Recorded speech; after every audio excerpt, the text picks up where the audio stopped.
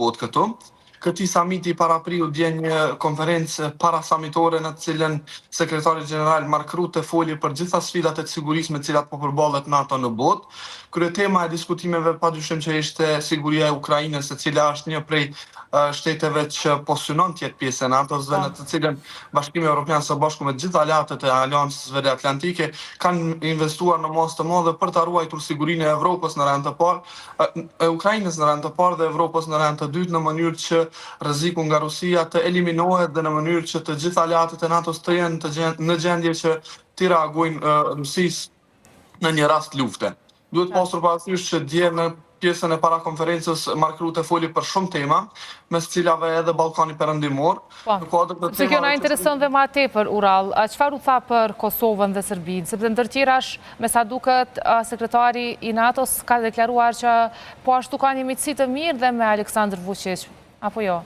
Po pikërisht, në mes të temave që preku ai ishte edhe siguria në Ballkanin Perëndimor në rastin e luftës Rusi-Ukrainë, i cili tha se padyshim që edhe siguria në Ballkanin Perëndimor është prekur nga të gjitha këto zhvillime. Mirë po ai tha se Kosova dhe Bosnia janë të sigurta, me që në Kosovë tha e kemi KFOR-in, ndërsa në Bosnia UFOR-in, dhe tha se jemi duke investuar vazhdimisht në mënyrë që ta ruajmë sigurinë në këtë pjesë të Ballkanit, ndërsa po ashtu foli edhe për Vučićin, për të cilin tha se e ka mik të mirë, ani pse tha nganjëherë nuk pajtohemi, mirë po kjo është e dobishme për ne. Duhet theksuar po ashtu faktin se Mark Rutte tashmë veç se dha deklaratat e tij të thukta në lidhje me gjitha zhvillimet në botë, gjithsa sot do filloj konferenca sot do filloj samiti dhe zyrtarisht ku do presim të ketë qëndrime të tjera në raport me gjitha zhvillimet që po ndodhin,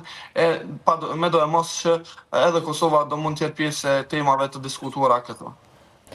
Faleminderit shumë, Ural, për këto informacione që i sollet. Përshëndes shumë dhe të uroj një ditë të mbarë. Një faleminderit edhe juve, edhe ju pasni një ditë të mirë. Ishim me kolegun ton Ural Boshnjaku, i cili është, me sa duket, një prej gazetarëve të vetëm nga Kosova që është duke përcjellur këtë ngjarje